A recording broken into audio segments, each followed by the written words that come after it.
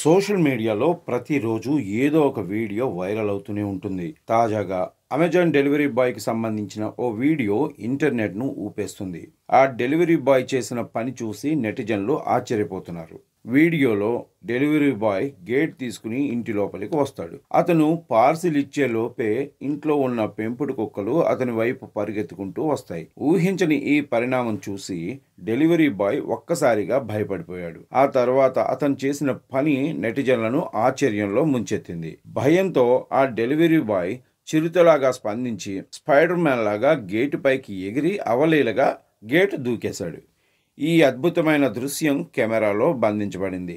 ఈ వీడియోను DJ empress అనే ఇన్స్టాగ్రామ్ యూజర్ షేర్ చేస్తూ స్పైడర్ మ్యాన్ అమెజాన్కు డెలివరీ చేస్తున్నాడు అని క్యాప్షన్ ఇచ్చాడు.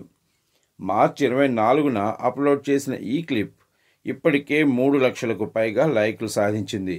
వీడియోపై నెటిజన్లు భిన్నంగా స్పందిస్తున్నారు.